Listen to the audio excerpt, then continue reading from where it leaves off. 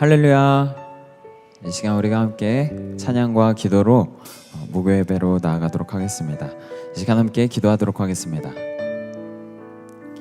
모든 역사를 주관하시는 하나님 아버지, 오늘 하루도 아버지의 섭리 가운데 우리를 이 예배로 초대해 주심에 참 감사드립니다. 60년의 세월 동안 하나님의 사람 박아브라함 목사님을 통하여서 우리에게 주신 그 말씀이 이제 책으로 나올 날을 앞두고 있습니다. 아버지의 뜻하신 그 계획 속에서 정하신 때가 찼사오니 12권 상권의 말씀이 세상에 공개되게 하시고 그 말씀의 빛이 어둠 속에 갇힌 수많은 민족을 아버지 앞으로 인도하는 역사가 있게 하여 주시옵소서. 우리의 삶 가운데도 그 말씀의 빛이 비칠 때 눈물로 젖은 곳이 마르고 상처가 난 곳에 새살이 돋는 회복의 역사가 있을 수 있도록 아버지 인도하여 주시옵소서. 그렇게 될 줄 믿사오며 이 모든 것 우리 주 예수 그리스도의 이름 받들어 간절히 기도 올리옵나이다. 아멘. 우리가 이 시간 함께 찬양합니다. 때가 참에 아버지께. 때가 참에 아버지께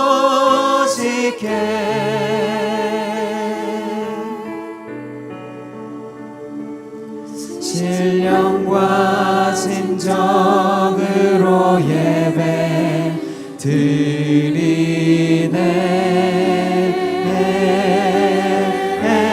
때가 참에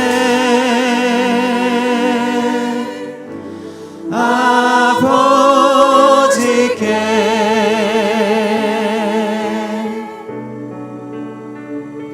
신령과 진정으로 예배 드리네.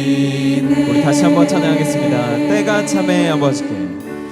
때가 참에 아버지께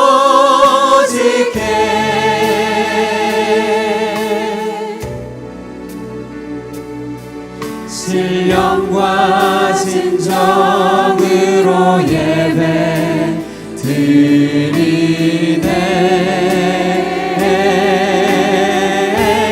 때가 참에 아버지께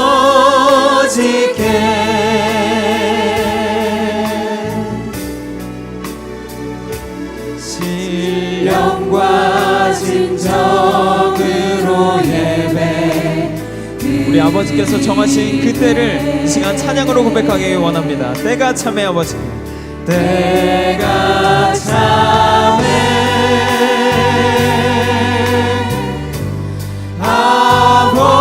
아버지께 신령과 진정으로 예배드리네. 신령과 진정으로 예배 드리네. 때가 참에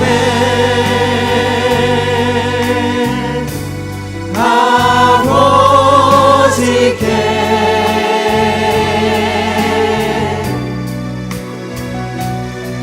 신령과 진정으로 예배 드리네.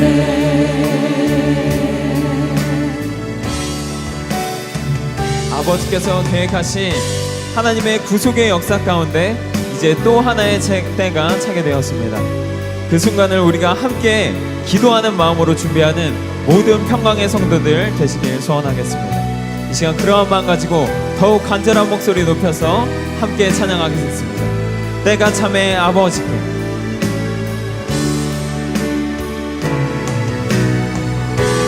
때가 참에 아버지께 아버지께 신령과 진정으로 예배드리네.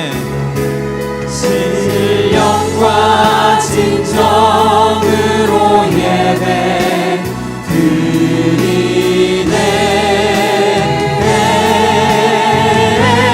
때가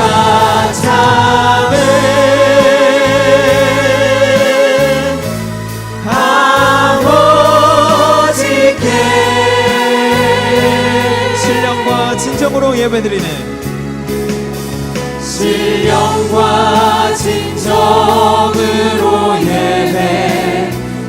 우리 마지막으로 고백합니다. 신령과 진정으로 예배드리는 신령과 진정으로 예배 드리네.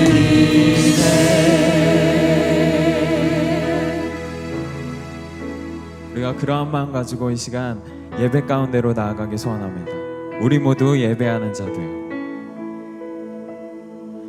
우리 모두 예배하는 자 되어 온전히 영과 진리로 주를 예배하자.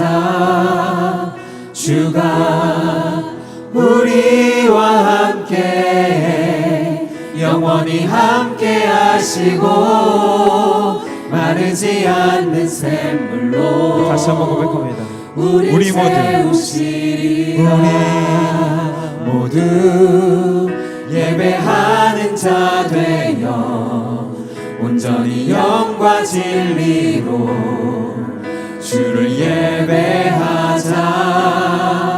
주가 우리와 함께 영원히 함께 하시고 마르지 않는 샘물로 우릴 채우시리라. 우리의 삶 가운데 마르지 않는 샘과 같은 그 말씀의 은혜로 우리와 영원히 함께 하실 줄 믿습니다. 우리가 다시 한번 처음부터 찬양합니다. 우리 모두 예배하는 자 되어 우리 모두 예배하는 자 되어 온전히 영과 진리로 주를 예배하자. 주가 우리와 함께 영원히 함께 하시고 마르지 않는 샘물로 우리 모두 예배하는 자 되어 우리 모두 예배하는 자 되어 온전히 영과 진리로 주를 예배하자.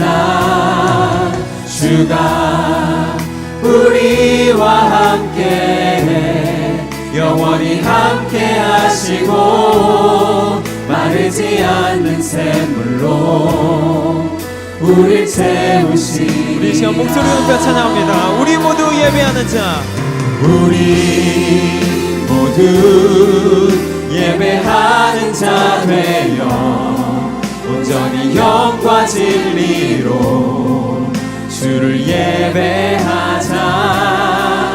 주가 우리와 함께 영원히 함께 하시고 마르지 않는 샘물로 우리 다시 한번 찬양합니다.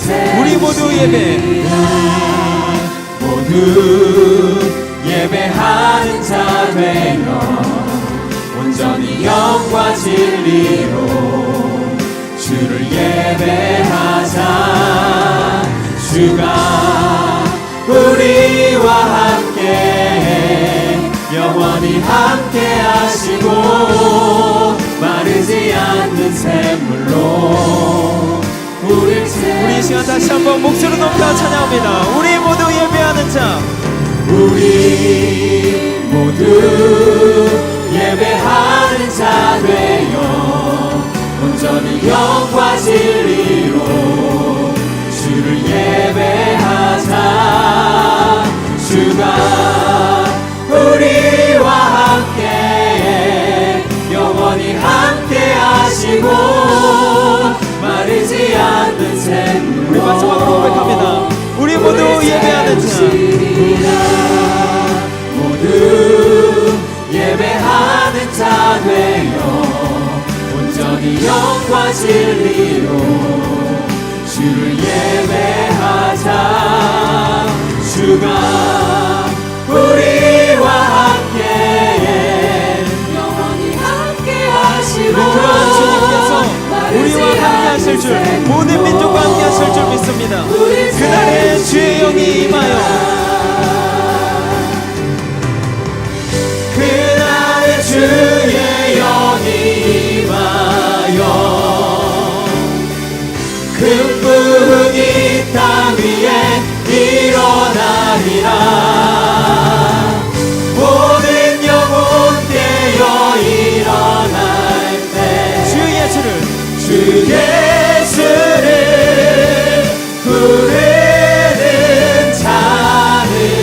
구원되 모든 민족에게 주 성령 부어주소서. 모든 민족에게 주 성령 부어주소서. 하나님의 백성 하나님의 백성 주의 말씀 주시고 꿈과 환상 주사 꿈과 환상 주사 주의 비밀 알리소서. 주의 비밀 알리소서.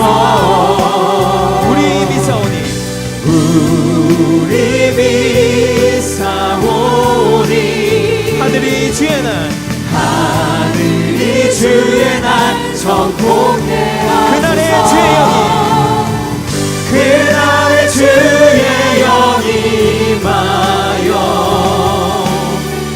큰 부흥이 땅 위에 일어나리라. 모든 영혼 깨어 일어날 때 주 예수를 주 예수를 부르는 자는 이 시간 2절로 고백합니다. 모든 열방에게 모든 열방에 주 성령 부어주소서. 주 성령 부어주소서. 영광 중에 오사 영광 중에 오사 주 경외하게 하시고 주 경외하게 하시고 크신 능력으로 크신 능력으로 땅과 하늘 흔드소서. 땅과 하늘 흔드소서. 주를 기다리니 주를 기다리니 만물이 주의 날을 보게 하소서. 우리 주의 날을 보게 하소서. 그날의 주의 영이 임하여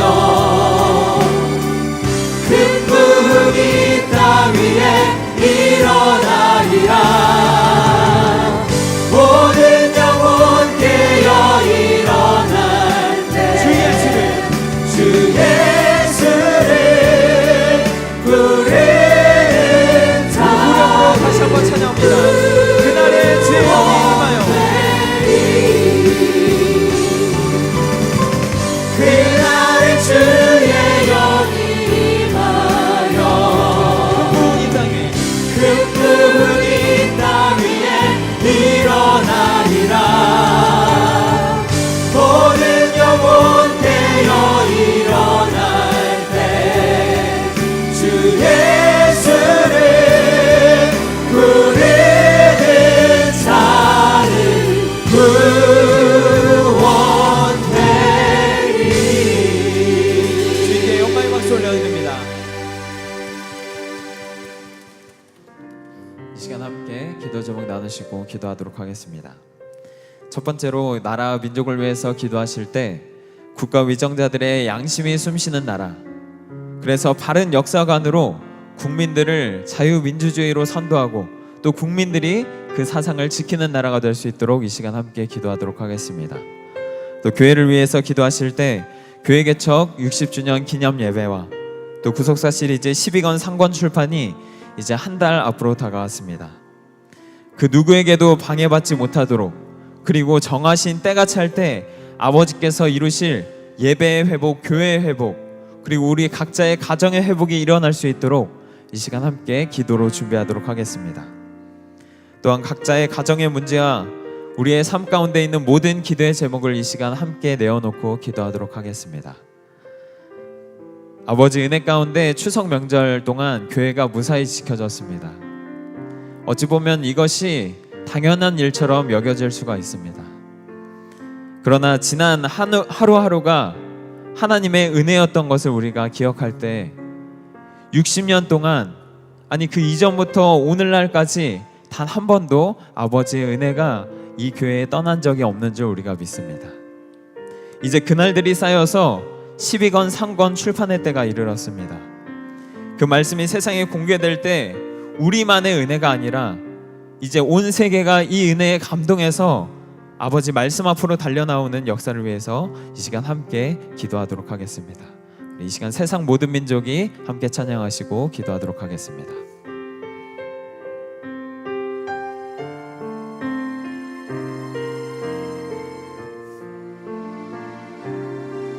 세상 모든 민족이 세상 모든 민족이 구원을 얻기까지 쉬지 않으시는 하나님, 주의 심장 가지고 주의 심장 가지고 우리 이제 일어나 주 따르게 하소서. 세상 모든 육체가 주의 영광 보도록 우릴 부르시는 하나님, 주의 손과 발대어 주의 손과 발대어 세상을 치유하며 주 섬기게 하소서. 물이 바다 덮음같이 물이 바다 덮음같이 여호와의 영광을 인정하는 것이 온 세상 가득하리라. 물이 바다 덮음같이 물이 바다 덮음같이 물이 바다 우리 다시 한번 처음부터 찬양하겠습니다. 세상 모든 민족이 구원을 얻기까지 쉬지 않으시는 하나님, 주의 심장 가지고 우리 이제 일어나 주 따르게 하소서. 세상 모든 육체가 주의 영광 보도록 우릴 부르시는 하나님, 주의 손과 발되어 세상을 치유하며 주 섬기게 하소서. 물이 바다 덮음같이 여호와의 영광을 인정하는 것이 온 세상 가득하리라. 물이 바다 덮음같이 우리 시간 믿음의 두 손을 들고 다시 한번 후렴으로 찬양하도록 하겠습니다. 물이 바다 덮음같이 물이 바다 덮음같이 여호와의 영광을 인정하는 것이 온 세상 가득하리라. 물이 바다 덮음같이 물이 바다 덮음같이 물이 바다. 이 시간 우리 함께 믿음의 두 손을 들고 아멘 할렐루야 찬양하시겠습니다. 아멘 할렐루야 아멘 할렐루야 아멘 할렐루야. 참 감사하신 하나님 아버지, 오늘도 아버지의 은혜 가운데 이 교회를 지켜주시고 아버지의 은혜 가운데 살아온 날들이 쌓여서 이렇게 60주년을 맞이하게 하여 주신 참 감사드리옵나이다. 이제 아버지의 때가 찼사오니 아버지께서 말씀을 이 세상에 공개하심으로 말미암아 어둠에 갇혀있는 모든 종들이 아버지 앞으로 다시 한번 회개하며 달려오고 아버지 앞에 회복이 되는 역사가 있을 수 있도록 아버지 인도하여 주시옵소서.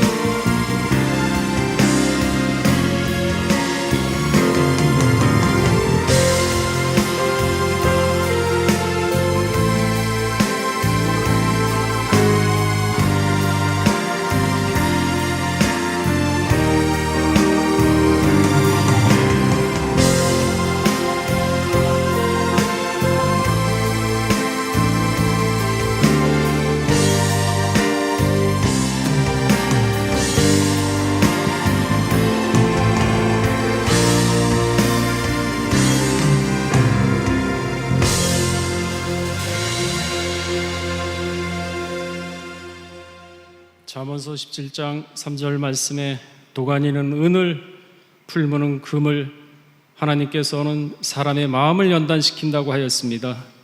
아버지 하나님, 역대 선지자들 야곱을 비롯한 요셉, 모세 모든 사람들은 극심한 환난을 통해서 마음을 단련시켜서 하나님의 구속의 역사를 이뤘다는 사실을 저희는 성경을 통해서 깨닫고 알고 있는 가운데 있습니다. 지금 평강제일교회 이 난관 힘들고 어렵다 할지라도 우리 평강의 성도들 마음 가운데 하늘의 평강을 허락하시사 능히 이 모든 것들을 가볍게 툭툭 털고 일었으면서 받아들일 수 있는 넓은 마음, 그 모든 환난을 신앙의 장성함을 이루는 발판과 걸음으로 삼을 수 있는 크나큰 믿음과 은혜를 허락하여 주시옵소서. 이 과정을 통해서 한 단계 신앙이 성숙하고 이 과정을 통해서 다시 한번 구속의 역사에 전진하는 그 발걸음이 힘찬 발걸음이 될 수 있도록 은혜의 은혜를 더하여 주시옵소서. 대한민국 기억하여 주시옵소서. 너무나도 거짓과 선동으로 나라가 혼란스럽고 국민들은 분열하는 가운데 있습니다. 이러는 가운데 대한민국 국민들에게 지혜와 명철을 더하시사 선악을 분별케 하여 주시옵고 거짓과 악을 분별케 하여 주심으로 말미암아 악을 버리고 선을 취함으로써 건강한 대한민국, 부강한 대한민국이 될 수 있는 그러한 국민들로 만들어 주시옵소서. 평강제일교회 마지막 때 사명이 있습니다. 결코 이 사명을 잊지 않게 하여 주시옵고 우리 평강의 성도들 한 사람 한 사람 영역과 능력을 더하시사 이 사명을 감당하는 데 조금 더 부족함이 없도록 인도하여 주시옵고 이 평강제일교회가 반드시 그 사명을 이루어서 재림의 때를 앞당기는 놀라운 역사가 있게 하여 주시옵소서. 또한 개인적으로 살면서 힘들고 어려운 남 문제들 일일이 간구하지 못한 거 성령님께서 간구하여 주실 것을 믿고 예배의 시종을 주께 부탁드리면서 모든 말씀 빌고 나올 때 존귀하신 예수 그리스도 님 받들어 감사하며 기도 올렸사옵나이다. 아멘.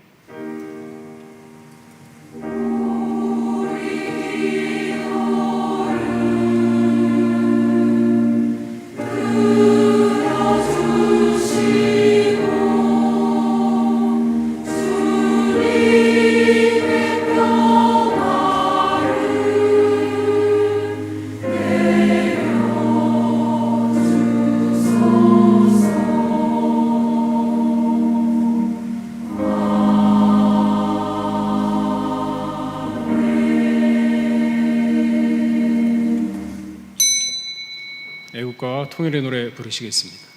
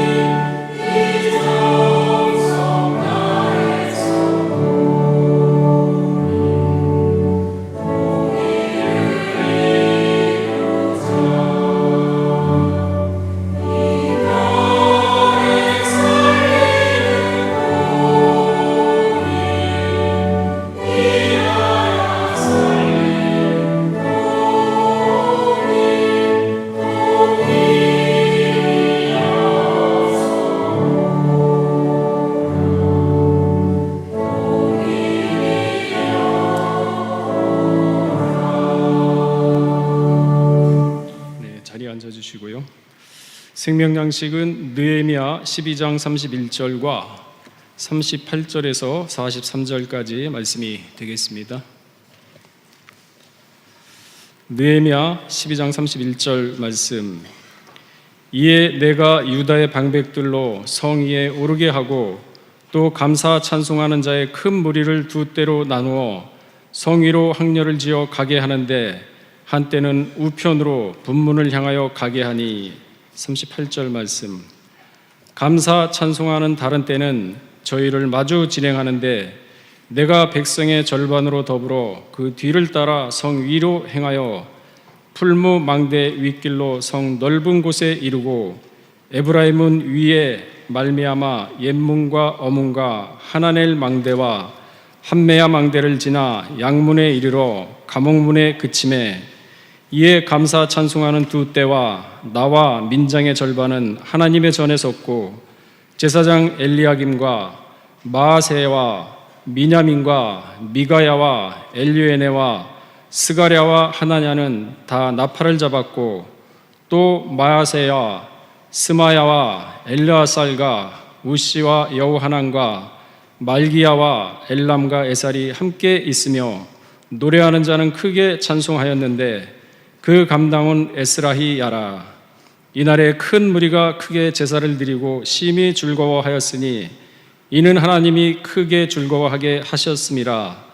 부녀와 어린아이도 즐거워하였으므로 예루살렘에 즐거워하는 소리가 멀리 들렸느니라. 이는 하나님의 말씀이니라. 아멘. 드보라 성가대 찬양 있겠습니다.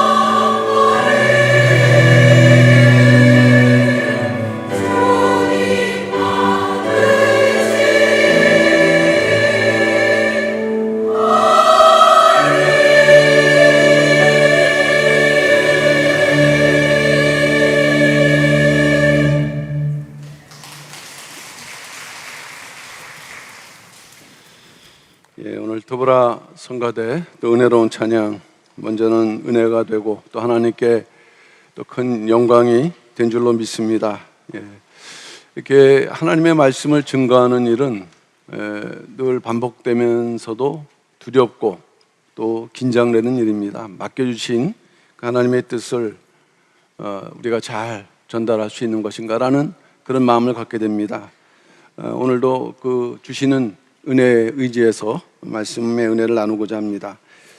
저는 이제 뭐 아시겠지만 올 한 해 들어서 원로 목사님께서 이 17수에 대해서 말씀하셨는데 한 40개의 그 용례를 이제 말씀하셨죠. 그 가운데에서 이제 중요한 부분들, 그래서 그 동안에 이제 구약 시대에 해당되는 주제들을 공부했고, 오늘은 이제 구약의 이제 마지막이 되죠. 이 느헤미야는 구약의 마지막 시대의 사람이 되는데, 구약 시대의 마지막 느헤미야 17수를 오늘 주제로 해서 말씀하고, 또 이제 다음에는 이 신약에 관련된 과연 이 여러 가지 말씀하셨던 의미들이 무엇을 말씀하는가 하는 것을 우리가 짚고 넘어갈 때 생각 이상의 엄청난 구속 교훈들이 나타나고 있다는 것입니다.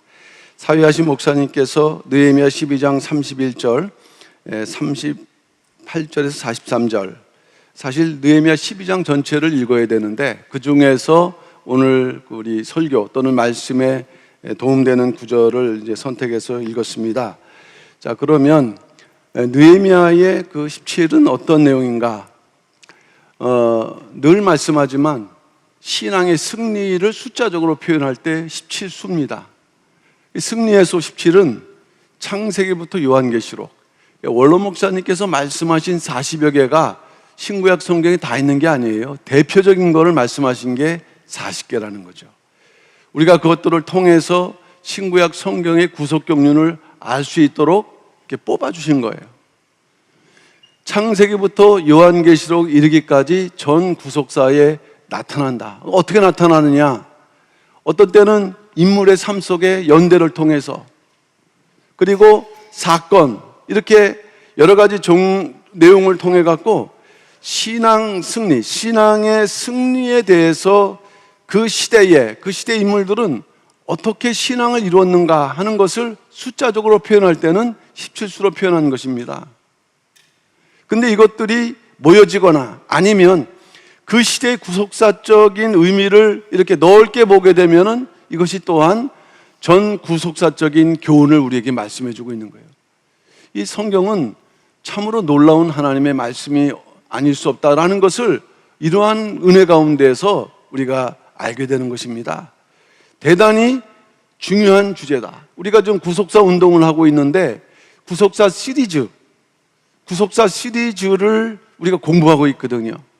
그런데 17수를 풀어갈 때는 구속사 시리즈가 없으면 이게 설명이 안 되게 돼 있어요.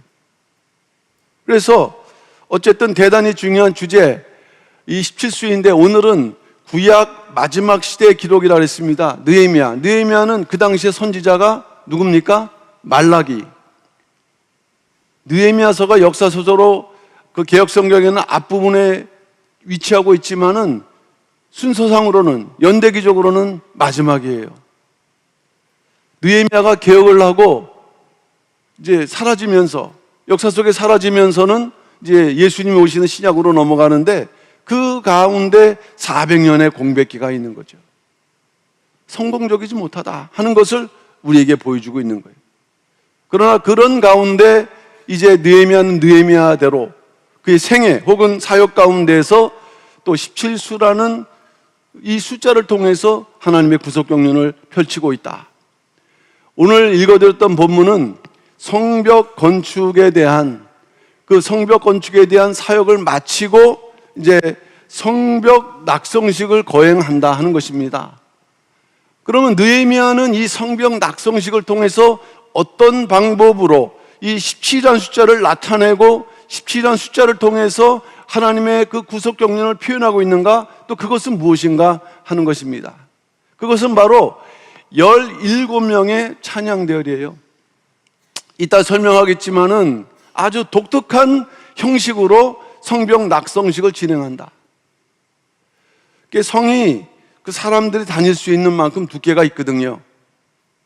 그러니까 이제 다니는데 어떤 지점, 그것은 바로 모퉁이 문이죠. 그 지점을 시점으로 해서 양쪽으로 해서 한 곳으로 모여갖고 성전으로 들어가는 그러한 형식으로 이제 이 낙성식을 진행하는데, 성전으로 들어가는 이 방식에서 그 숫자를 17명으로 딱 제한하고 있다는 것.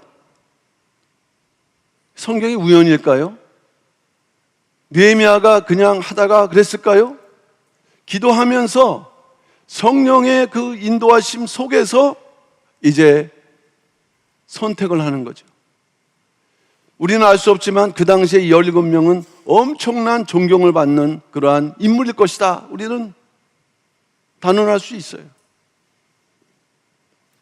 자, 어쨌든 느헤미야 27은 과연 무엇인가, 그리고 그 구속사적인 의미, 결국 우리에게 연관이 되는가 하는 것이에요. 이 구속사 시리즈 11권 하권 수르바벨 성전에 대한 이 말씀들, 우리가 이 책이 안 나왔으면 그 시대는 잘 관심 없어요. 근데 거기에 이 마지막 구원을 이룰 수 있는 그러한 교훈이 담겨져 있다. 거기다 덧붙여서 이제 이 17이라는 숫자를 통해서 우리는 알 수 있는데, 자, 그러면 첫 번째 주제로 느헤미야를 통해서 나타난 이 17수, 원로 목사님께서는 두 번에 대해서 말씀하셨다 그랬죠. 이것은 2014년 1월 2일인데 2013년도에는 12월 18일 날 수요 족보 기도를 통해서 말씀하셨어요. 목요 구국 예배 때. 자, 어떻게 말씀하셨을까요? 느헤미야 12장 27절 43절을 자세히 보면 성벽을 걸으면서 감사 찬양한 무리가 있는데, 하나는 에스라, 다른 하나는 느헤미야가 이끌었습니다.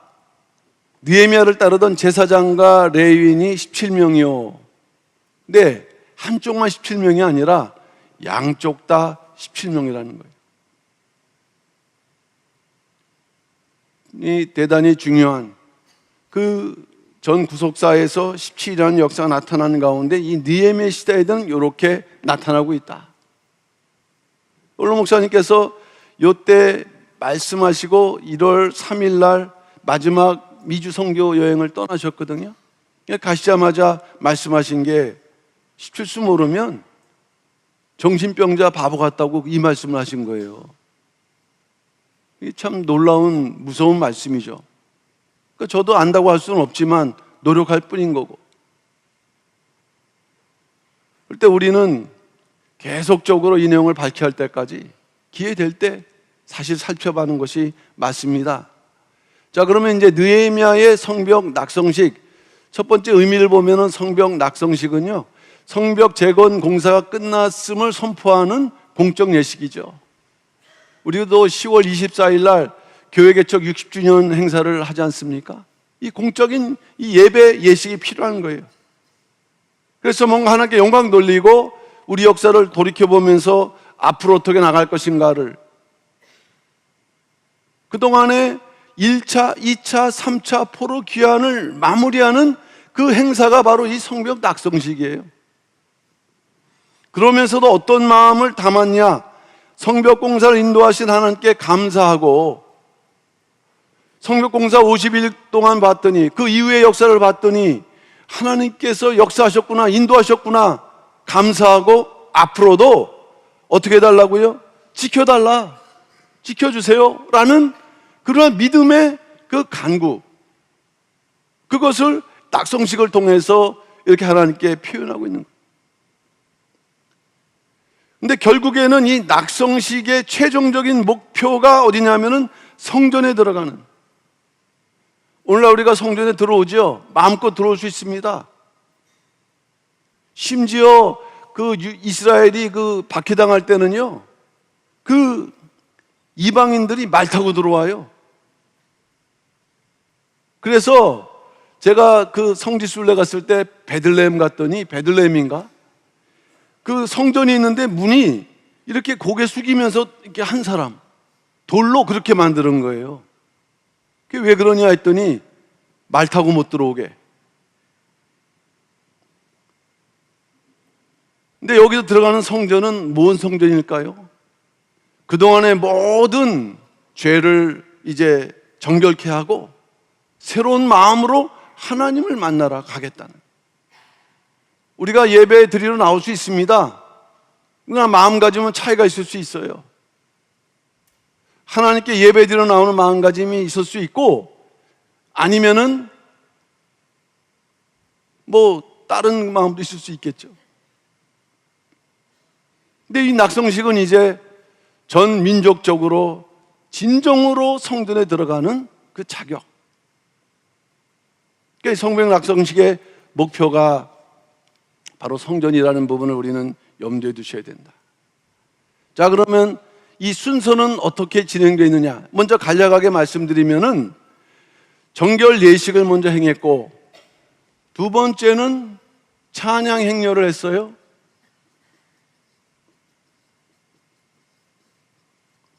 그 다음에 세 번째는 어디에 들어갔다고요? 성전에 들어갔다. 간단합니다. 근데 여기에 대단히 중요한 교훈들이 담겨져 있다. 자, 먼저 찬양 행렬, 성벽 낙성식을 진행하기 앞서서 뭘 했습니까? 정결 예식을 행했다. 느헤미야 12장 30절, 제사장들과 레위 사람들이 몸을 정결케 하고 그랬습니다. 제사장들과 레위는 이미 거룩한 자들, 구분된 자들인데 이제 마지막 성벽 낙성식을 통해서 성전에 들어가기 위해서 무엇이 필요하다? 정결, 영적인 성결을 말하는 거예요. 그 다음에 백성과, 자, 첫째 백성, 둘째 성문, 세 번째 성을 정결케 하니라. 이러한 큰 역사가 있기 전에 이 당시에도 정결 예식을 행했다는 거예요. 우리가 10월 24일 행사가 때 되면 오는 그런 게 아니라 교회 역사를 우리가 준비하면서 이런 마음가짐이 필요하다. 그릇이 깨끗할 때 하나님께서 뭘 쏟아부어 주셔요? 은혜를 쏟아부으시는 거예요. 준비가 안 돼 있으면 은혜를 쏟아부어 주려고 하는데 그 그릇에 오염물질이 있어. 근데 우리는 모르죠. 그러니까 먼저 정결 예식을 행해야 된다. 어떻게 했는가? 제사장들과 레위인들은 스스로 정결케 했다 그랬어요. 이들은 이제 그 하나님께서 구별하신 그런 선택된 자들이니까 스스로 그 법도에 따라서 어떻게? 레위기서 16장 6절과 11절에 의거해서 희생제물을 잡고 속죄 제물을 드리는 제사를 통해서, 구속사 시리즈 12권 상권이 나오면은 제사가 나오거든요. 이게 레위기서가 이제 결국 주제가 되는 거죠. 여러분 성경 읽게 되면 레위기서 잘 봐도 모르잖아요. 그런데 제사는 결국 무엇에 대한, 오늘날 우리가 지금 드리는 무엇에 대한 예표입니까? 예배에 대한 예표. 하나님께서 받으시는 예배 방식과 그 정신을 이제 구속사적으로 우리에게 말씀하는, 그야말로 유구한 역사 속에서 세계 최초 자부할 수 있습니다. 개인적으로 볼 때 나의 마지막 신앙생활의 정결함을 이렇게 이루어야 되는구나. 책을 통해서 여러분들이 이제 하나씩 배워가셔야 될 단계인 거예요. 그만큼 문 앞에 와 있다 하는 것입니다. 사람을, 제사장과 레위인을 위해서는 속죄제물, 건물을 위해서는 희생제물의 피, 속죄제물 드리니까 피가 나오죠. 성문과 성벽에 뿌렸어요. 피를 이렇게 뿌려서 정결케 했고, 자, 그 다음에 이제 찬양대열을 구성하고 행진이 시작된다. 자, 느헤미야 12장 31절 오늘 본문인데, 이에 내가 유다 방백들로 성에 오르게 하고 또 감사 찬송하는 자의 큰 무리를 두 때로 나눴다. 성의로 항렬을 지어 가게 하는 네, 한때는 우편으로, 또 한편은 반대로, 여기 나와 있지 않지만 무슨 편으로? 좌편으로 이렇게 모이는 형식으로 행렬이 진행되는 거예요. 그럼 누가 행진할 것인가? 당연히 그 당시의 지도자 에스라와 느헤미야는 대표를 했고, 몇 명을 할 것인가? 몇 명이라 했습니까? 각 대별로 17명. 그러면 에스라와 느헤미야는 고민했겠죠. 누구를 세울 것인가? 그 고민을 안 했겠어요? 온 민족이 바라보고 있는 때 대표로 나가서 행진한다는 것은 그 자체만으로도 영광스러운 일이기 때문에. 느헤미야는 두 때를 나누어 성의로 항렬을 지어 어떻게? 감사찬송. 왜 감사찬송했을까요? 일단은 3차에 걸친 포로 귀환의 역사가 완성되는 순간이에요. 자, 포로 귀환은 첫째 성전, 그 다음에 이제 예루살렘 성인데, 성을 졌을 때 성벽이 있었겠죠? 파괴가 됐어요. 불완전해. 성벽, 이런 순서로 되어 있었습니다. 이 성벽이 완성이 돼야 결국에는 언약 신앙 국가 체제, 나라가 있었다가 포로로 끌려갔지 않습니까? 돌아와서 성전 짓는 것 갖고 안 돼요. 성전을 호위하고 지탱하는 나라 인정받기 위해서는 튼튼한 성벽이 있어야 될 때, 그것이 끝나는 그 일이 바로 이제 느헤미야를 통한 성벽 재건 운동이었고, 그 다음에 그것을 이제 확인하는 이 성벽 낙성식은 이제 뭘 고백하느냐? 아, 하나님 은혜 가운데 언약 신앙 국가가 다시 회복되고 완성되었습니다. 감사 찬송 안 할 수 있겠어요?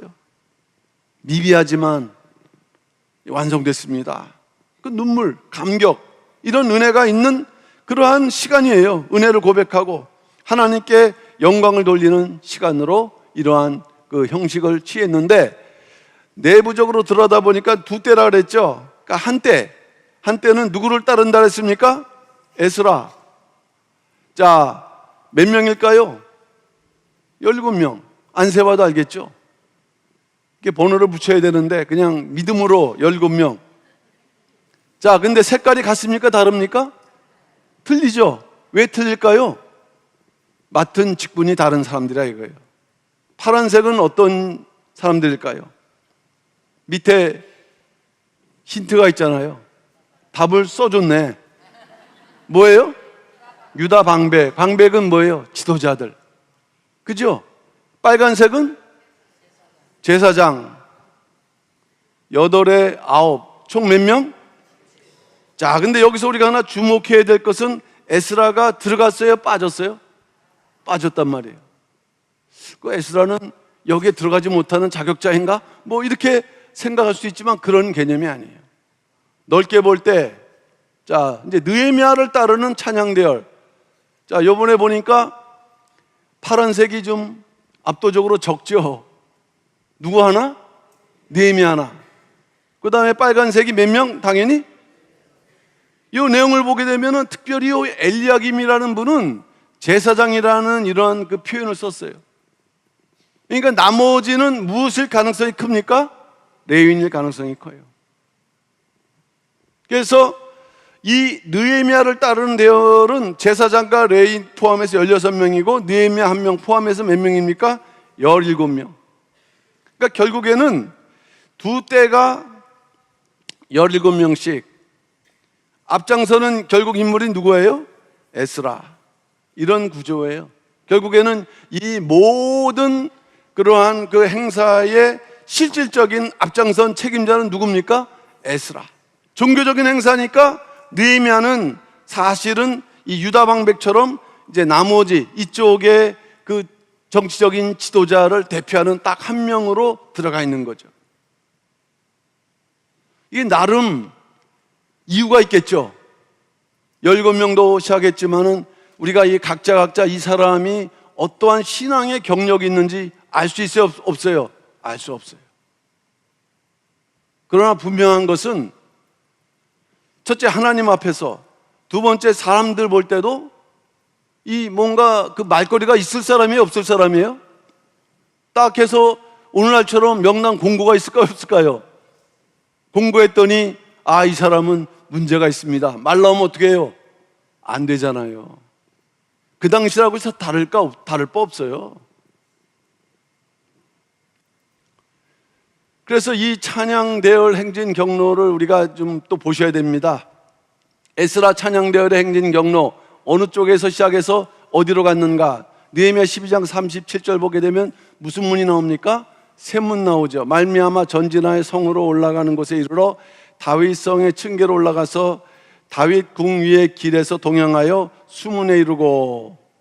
자, 이따가 이제 도표 그림을 보면은 조금 이해가 수월하신데, 자, 이 에스라는 자, 어디서부터 시작됐습니까? 골짜기문. 근데 골짜기문에 대한 그 성경의 그 표현이 나오지 않아요. 이것은 우리가 이 구절을 통해서 딱 그 연결해 볼 때 나오는 답이기 때문에 이렇게 이제 표시를 했습니다. 샘문 나오죠? 수문 나오죠?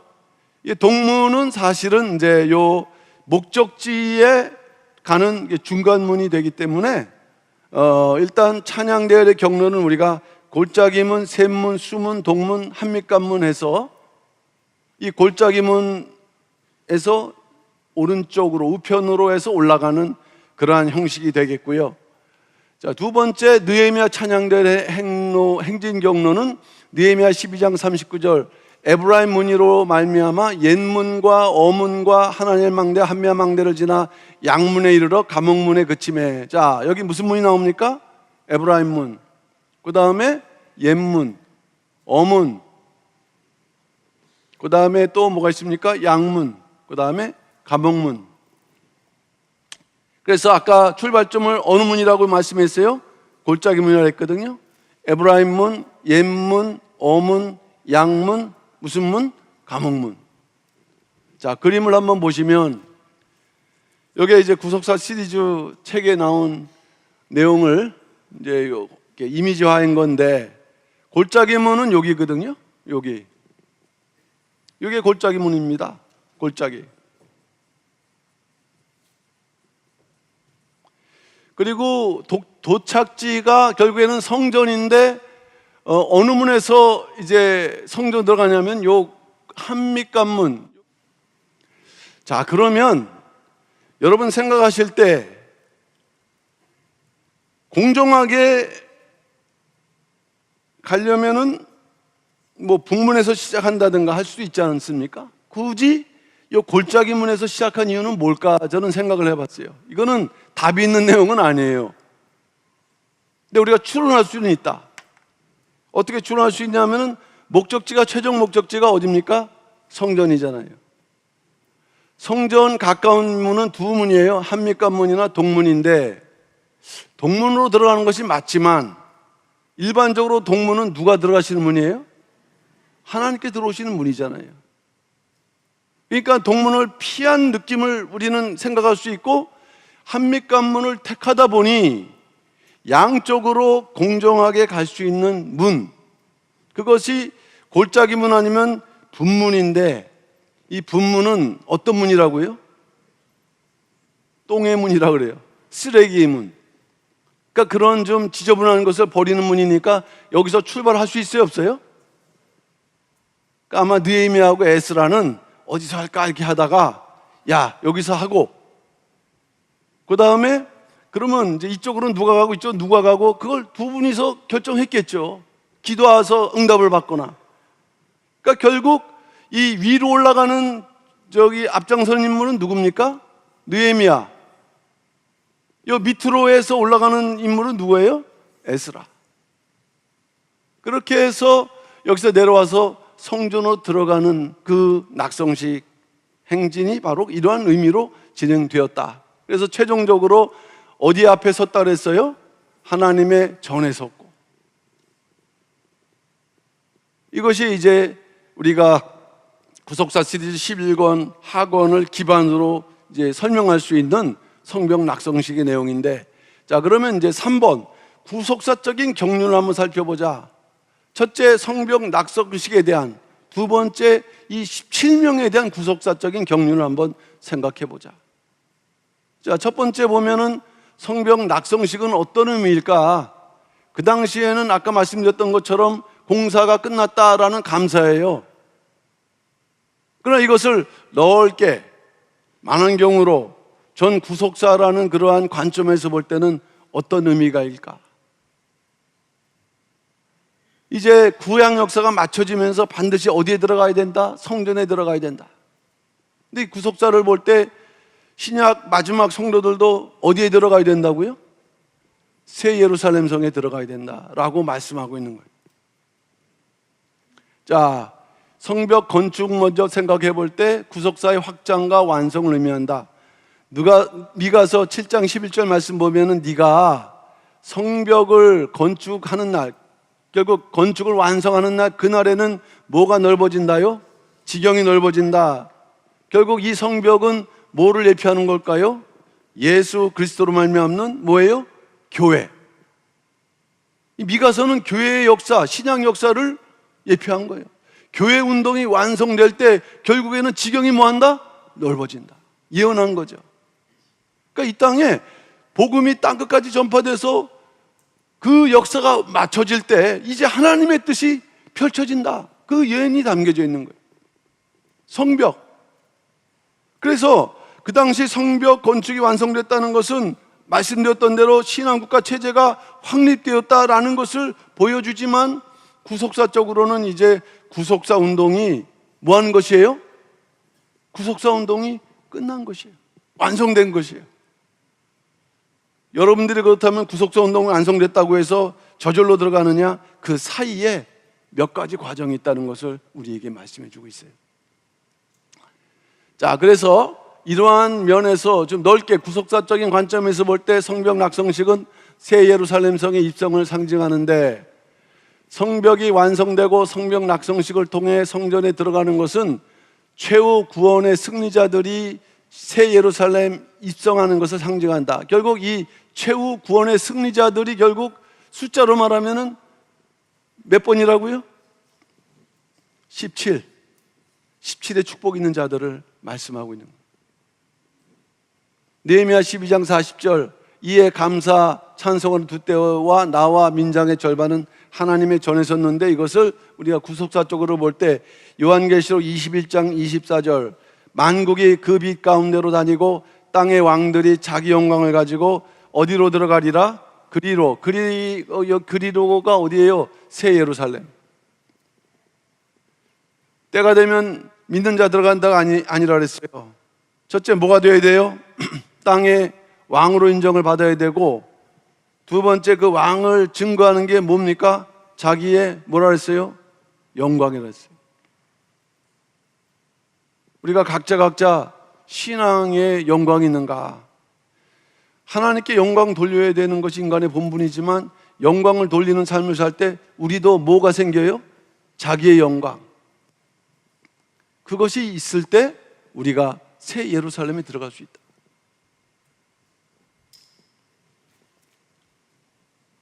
자, 그러면 이제 오늘의 사실 본문이자 결론이에요.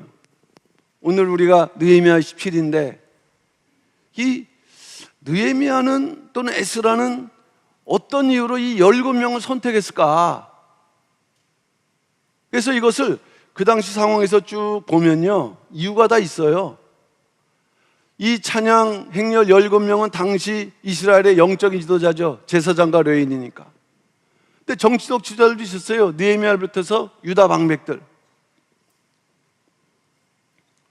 근데 아까 말씀드렸던 것처럼 이제 거기서 계속 좁혀지는 가운데에서 최종적으로 인정받은 몇 명?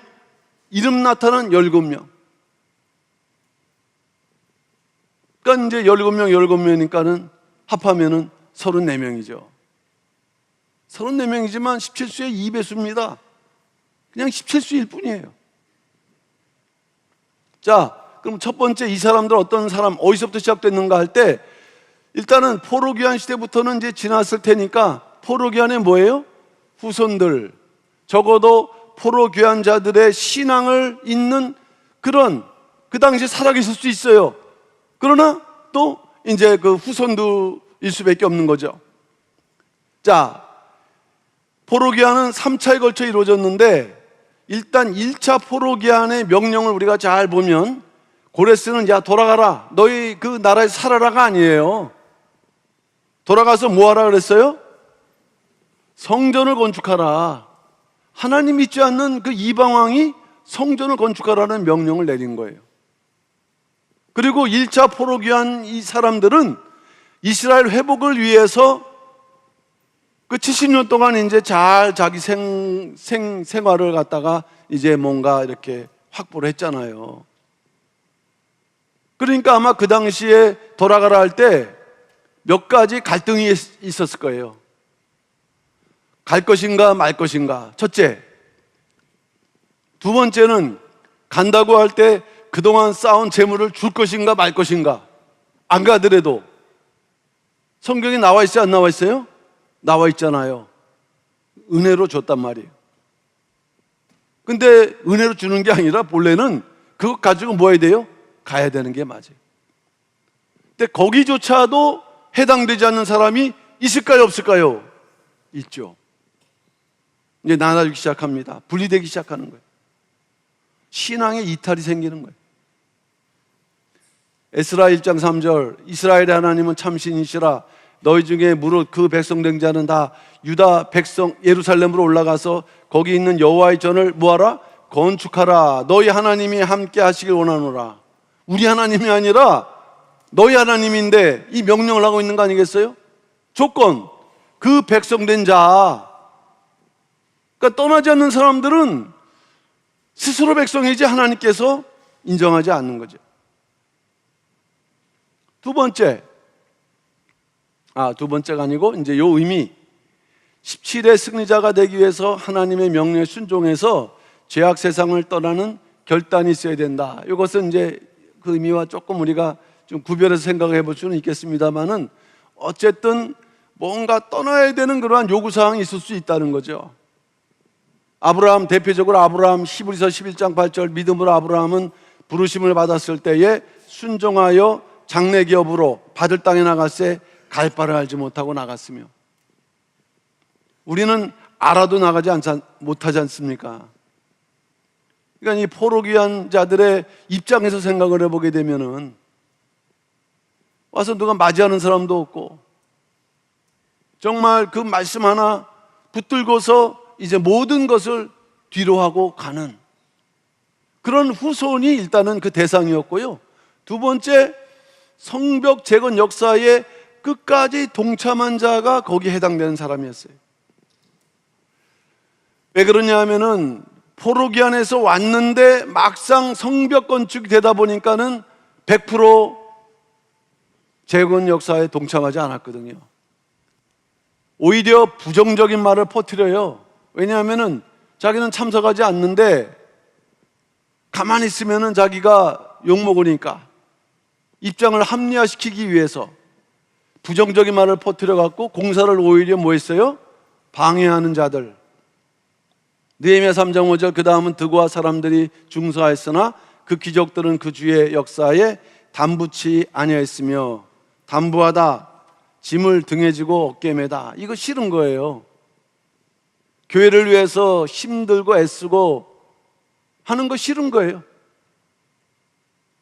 그러면서 또 자기 신앙 입장이 있으니까 자꾸만 말을 만들어내는 거예요.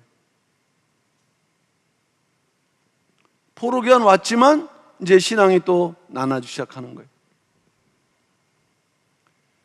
어쨌든 17수의 승리자가 되기 위해서는 맡겨진 사명에 끝까지 충성해야 된다. 느헤미야 9장 8절 그 마음이 주 앞에서 충성됨을 보시고, 이 말씀은 누구에 대한 말씀일까요? 그 마음이 주 앞에서 충성됐다. 그래서 언약을 맺으셨다. 어떤 인물에 대한 말씀일까요? 아브라함. 느헤미야가 이제 그 당시에 그 백성들에게 요한계시록 2장 10절 내가 죽도록 충성하라 그리하면 내가 생명의 면류관을 내게 주리라. 어쨌든 하나님은 사정 이런 거를 우리 다 아시지만 중요한 건 죽도록이냐 충성이냐 이것을 우리에게 요구하신다. 왜 그럴까요? 그렇지 않고서는 새 예루살렘 성에 들어갈 수 없기 때문에. 세 번째는 이 사람들 중에는 또 이제 뭐가 있냐 하면은 성벽 재건이 맞춰진 이후에 역사가, 영적인 역사가 시작됩니다. 시설의 어떤 그 공사가 끝나다 보니까 그 다음에는 영적인 이제 회복의 역사가 나타나는데, 하나님의 말씀을 읽고 듣고 깨닫는 그런 영적 그 각성 역사가 일어나요. 근데 그 말씀에 비춰보니까 너무나 우리가 죄악됐구나라는 회개, 거족적인 회개 운동이 나타나고 있는 거예요. 느헤미야 9장 1절 2절 그달 24일에 이스라엘 자손이 다 모여 금식하며 굵은 배를 입고 티끌음으로 쓰며 모든 이방 사람과 절교하고 서서 자기의 죄와 열조의 허물을 자복하더라. 이제 그 회개하는 마음이 생기니까 자기 가족 이 문제만이 아니라 이 회개의 범위가 넓어져 갖고 열조, 조상들의 죄까지 자기 문제로 안을 만큼 영적 각성이 이루어지고 있는 거예요. 잘 보시면은 나의 신앙의 과정이 어디쯤 있는가도 여기서 비춰질 수 있어요. 그러니까 이 17명은요 적어도 회개운동에 동참했고 앞장섰고 거룩을 회복한 자들이에요. 회개는 예루살렘에, 새 예루살렘에 들어가기 위한 거룩함을 이루는 마지막 필수 조건인데, 요한계시서 2장 5절이 중요하죠. 그러므로 어디서 떨어진 것을 생각하고 회개하여 처음 행위를 가지라. 만일 그리하지 아니하면, 회개치 아니하면 내가 내게 임하여 내 촛대를 그 자리에 섬기리라. 이 요한계시록 2장 5절은 소아시아 가운데 에베소 교회, 이 교회 성도님들은 죽도록 충성한 사람들이에요. 무엇에 대해서 충성했느냐?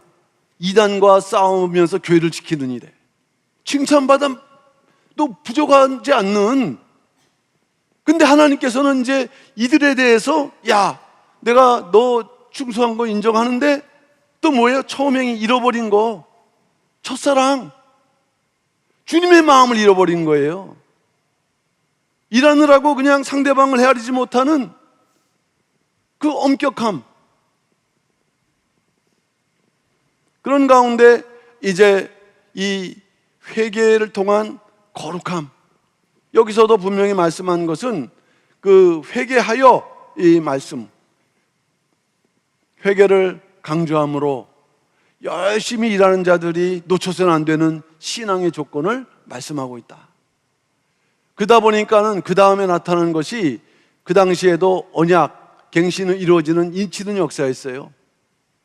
회개한 자들 가운데 우리가 이제는 인침을 해야 되겠구나, 이 언약에 대해서 내가 약속하는 것, 스스로 약속.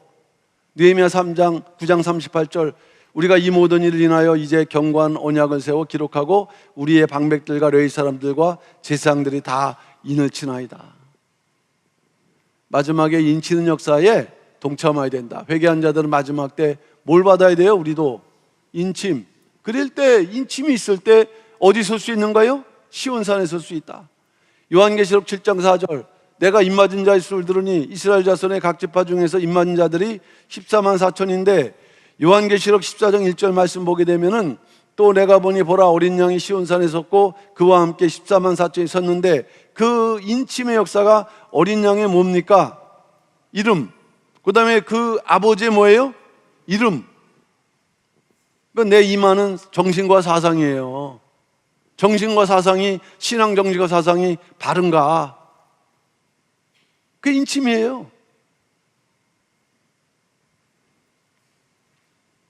그 마지막 다섯 번째, 이제 성벽 낙성식 직전에 마지막 한 일이 뭐냐면 인구조사였어요. 무엇에 대한 인구조사냐?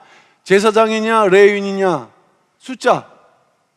느헤미야 12장 22절 엘리야십과 요야다와 요하난과 야뚜아 때의 레위 사람의 족장이 모두 책에 뭐 했습니까? 기록, 인구조사.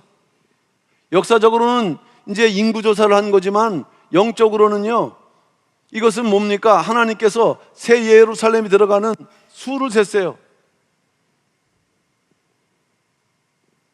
그러니까 우리가 지금 교회 안에도 그 숫자에 해당되지 않는다면 그 얼마나 큰 무서운 일인지를 아셔야 돼요. 시편 87년 6절 지난번에 말씀드렸는데, 여호와께서 민족들을 뭐 하신다 그랬어요? 등록. 우리도 수련회 갈 때, 학예대성회 할 때 등록하잖아요. 등록. 자기 이름을 남기는 거예요. 수를 세시며. 결론. 느헤미야가 성벽 낙성식을 통해 성전에 들어가는 찬양 행렬을 17명으로 구성한 것. 근데 저는 이제 사실 이 느헤미야 혼자보다도 누구랑 논의했을까요? 에스라. 영적인 그 뒷받침은 에스라가 하는 거예요. 에스라는 역대의 상하를 기록하는 그야말로 그 구약 시대의 가장 탁월한 성경학자예요. 에스라서에 보면요 17세의 기록이 많이 나와요. 소스를 사실은 누가 줬을까? 에스라가 줬을 거라고 저는 생각을 해요. 이건 뭘 말씀하냐? 결국에는 최후 승리자들만이 어디에 들어갈 수 있다? 새 예루살렘에 들어갈 수 있는데, 오늘 이 느헤미야 17수에 볼 때 이 17수에 해당되는 사람들이 몇 가지 단계가 있잖아요. 그 단계를 다 통과할 때 설 수 있는. 첫째, 우리는 충성되 여겨 각자에게 하나님께서 맡겨주신 직분과 사명을 언제까지? 끝까지. 99회에서 머물르면 하나님께서 야 잘했다 하셨을까요? 100배에는 아무런 의미가 없어요. 끝이 중요하다. 끝이 중요하다. 디모데전서 1장 12절 나를 능하게 하신 그리스도 예수 우리 주께 내가 감사함은 나를 어떻게 여기셨어요? 여겨는 주셨는데 우리가 충성을 제대로 합니까? 못합니까? 역시 대답이 없으신데, 대답할 수가 없잖아요. 솔직히 내가 하는 게 하나님의 인정을 받는지. 그냥 용서와 그 은혜를 구할 뿐이에요. 나를 그렇게 여겨달라고. 내가 이렇게 나와 드렸으니 나를 좀 잘 봐주세요 라는, 그거는 진짜 그 어렸을 때 얘기고요. 우리는 늘 겸손하게 그 은혜를 구하는. 두 번째, 뭘 지켜야 된다고요? 아까 회개를 강조했잖아요. 거룩을 지켜야 된다. 히브리서 12장 24절 모든 사람으로 더불어 화평함과 뭘 조치라? 거룩함. 특별히 이 히브리서에서 화평함을 얘기한 것은 화평함과 거룩함이 우리 성도들에게 있어서는 연관된다. 어쨌든 그것을 잘 지키고 좇아야 된다. 그렇지 않으면 주를 볼 수 없다. 이제 마지막입니다. 마지막 때는 뭐가 돼야 돼요? 자, 이 제사장이라고 생각하니까는 우리 목사 전사들만 생각하는데 그게 아니라는 거. 사실은 이 그리스도인 자체가 제사장이에요. 근데 마지막 때 특별히 구속사를 이룬 하나님께서 제사장과 레위인을 삼아주시는 일군의 무리가 있어요. 우리가 반드시 그렇게 이렇게 받으셔갖고 적어도 구속사 말씀 우리가 인도할 수 있어요, 없어요? 세상에 뭐 목사님이든 전사님이든 간에 우리가 인도할 수 있다. 그게 바로 제사장 역할이에요. 자, 마지막 때는 무엇으로 인정을 받아야 된다고요? 신령한 제사장. 마지막 구절이니까 우리 한 목소리로 한번 크게 읽어보도록 하겠습니다. 베드로전서 2장 5절 시작. 너희도 산돌같이 신령한 집으로 세워지고 예수 그리스도로 말미암아 하나님이 기쁘시게 받으신 거룩한 뭐가 될지니라? 거룩한 집. 그 거룩한 제사장이 되기 위해서는 뭐예요? 신령한? 그러니까 우리는 온전한 예배를 이제 제사를 통해서, 구약의 제사를 통해서 이제 살펴보면 되는 거예요. 그러니까 구원에 가는 길을 이렇게 힘들지만은 우리에게 밝혀주고 계시는 거예요. 그래서 우리에게 소망이 있고 또 사명이 있고, 그래서 오늘 느헤미야를 통해서 이렇게 참 작지만 또 이런 그 깊은 그 구속의 길을 우리에게 보이셨다고 한다면, 이제 문제는 믿고 걸어가는 것. 그래서 느헤미야의 17세에 나타난 구속 경륜, 새 예루살렘에 다 들어가기 합당한 우리 모든 평강의 성도를 다 되시기를 주님의 이름으로 축원합니다. 기도하겠습니다. 사랑의 아버지 하나님, 감사드립니다. 오늘도 느헤미야를 통해서 나타난 17세의 구속 경륜, 우리에게 지혜와 믿음을 더하셔서 당시에 17명으로 이렇게 발탁되었던 저들의 신앙의 또한 흔적을 보면서 우리도 그러한 신앙의 흔적으로 새 예루살렘 성에 다 들어갈 수 있는 믿음의 자격자들, 승리자들 다 될 수 있도록 역사하시고 인도하여 주시옵소서. 예수님 이름 받들어 감사 기도 올리옵나이다. 아멘. 크신 은혜 받으셨습니다. 우리 다 같이 은혜 찬송 210장 부르시겠습니다.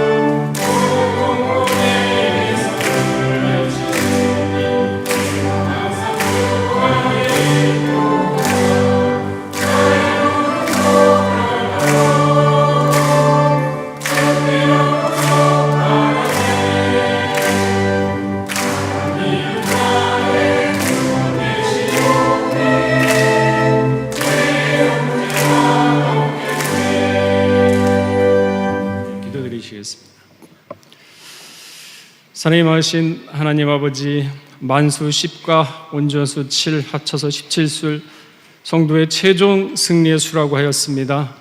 당대의 완전한 자 노아는 온전한 의로서 홍수 심판에서 최종 승리를 거두었고, 고레스와 함께서 들어가 성전 지으라는 명령에 순종한 17의 성도들은 하나님의 명령에 순종하여 구속의 역사의 한 편인 성전을 이루는 승리를 보였습니다.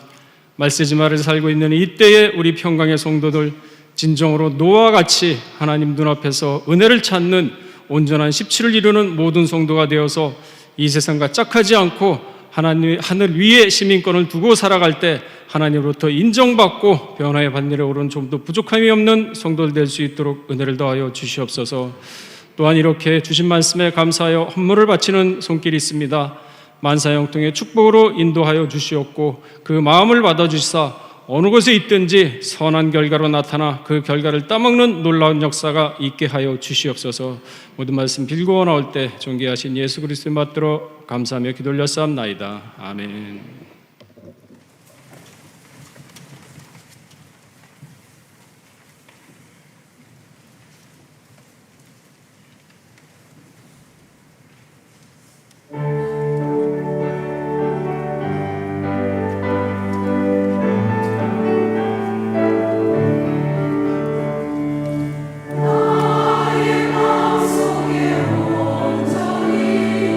주님만 모셔놓고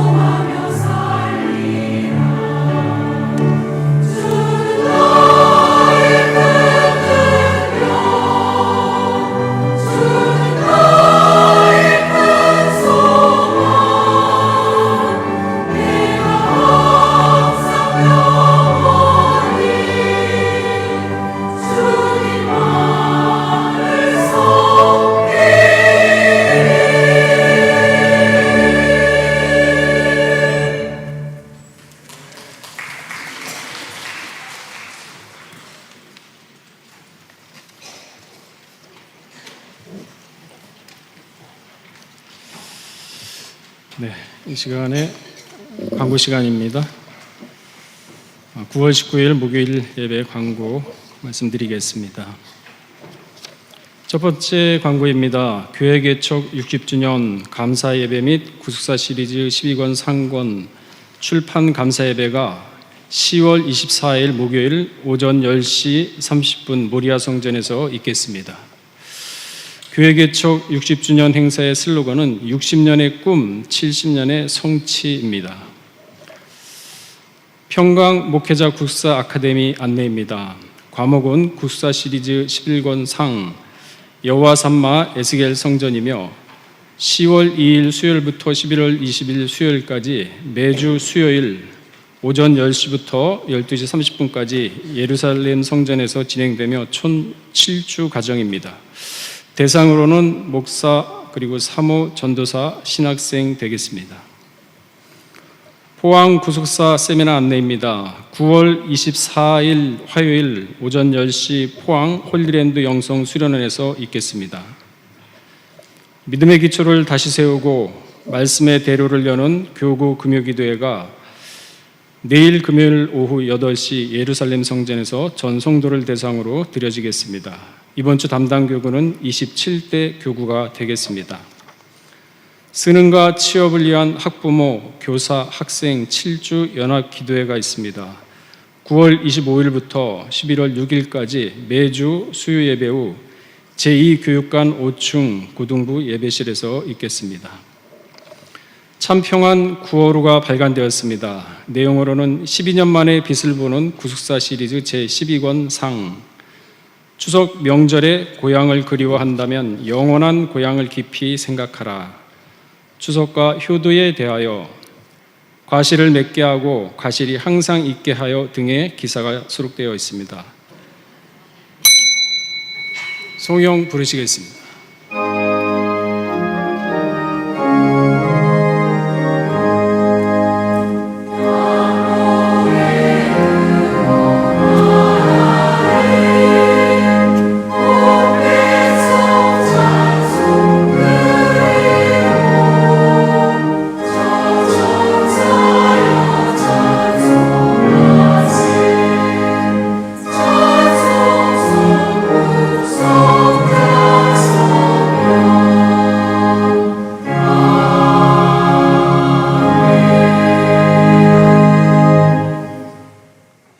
이제는 우리 주 예수 그리스도의 은혜와 하나님 아버지의 무한하신 사랑하심과 성령님의 감화감동대주 충만 역사 교통하심이 오늘 느헤미야 17수 느헤미야의 생애에 나타난 17의 구속경륜을 통해서 마지막 새 예루살렘 성에 들어가기에 합당한 최후권의 승리자가 되기를 마음다지고 다시 한번 결단하는 이 자리에 머리 숙인 우리 모든 평강의 성도들 머리 위에 두꺼운 가정을 하는 직장과 또한 교회 위에 또 국내 모든 말씀의 교회 위에 이 나라 민족 위에 이제부터 영원토록 함께 있을지어다. 아멘.